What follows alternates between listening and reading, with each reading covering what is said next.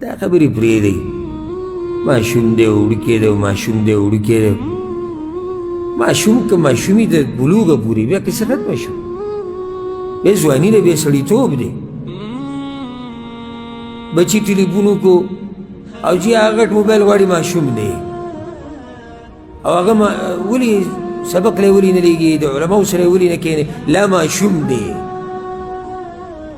پرېږده چې دی د مېلمنو سره کښېني د سړو سره کښېني ماشوم دی. بعضو چې وګوري کله چې سړي ناستي او د ده زوی راښکاري دننه ځه ټول عمر له هغه د ښځو سره عادت شي ټول عمر له نه وړوکي نه وړوکی ماشوم. اوس دومره ماشوم نه چې بلکل د میاشتو د کال او دوزاګه نه د 5 کالو 4 کالو هم ځان سره کښېنوه بهر پرې چې دی سړیتوب یې زده کړي چې دی دا طریقه یې زده کړي چې زما پلار څنګه ناسته پاسته کوي دا چې راغلي دا څوک دي که سبا له ته نه یې دا لږ ستا دا زیری نیسي دی به سړی دلته ښه مور سره کښېنه او ترور سره کښېنه زه خور سره لوبې کوه او زه د خویندو سره لوبې کوه هغه عمر لکه خویندو عادت پکې بیا ولګي هکه مور ته لاړ شي.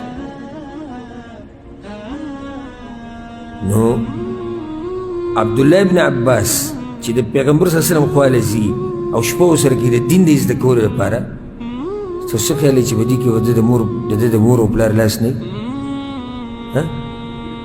ضرور الله اکبر. دا تربیت پلار یې څوک دی عباس رضی الله عنه لکه الزبیر ابن العوام پیژنئ مشهور صحابي مشهور صحابي او مشهور شهسوار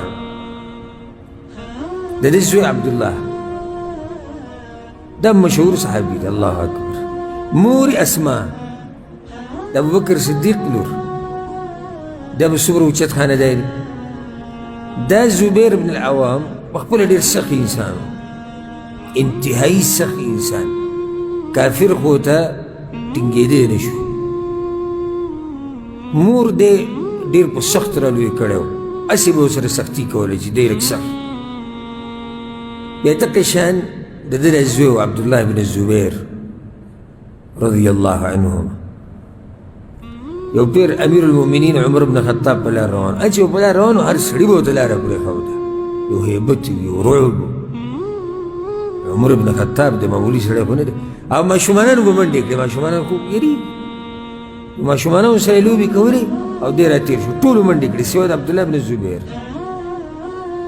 ولاړ هغه له په سر لاس راکړو زوی دا ټول وتښتي ته نه تښتې ولې وی امیر المؤمنین نه مې سره غلطي کړې ده چې تا نه یېرېږم او نه لار تنګه دی چې لار درته پراخه کوم.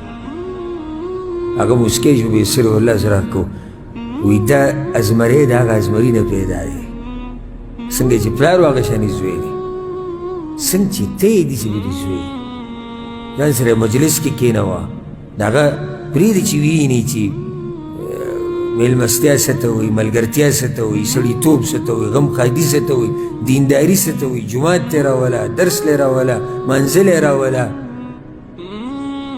نو دې نه به الله یو ګډ سړی جوړ کړي. ها وایي ما هلته شپه وکړه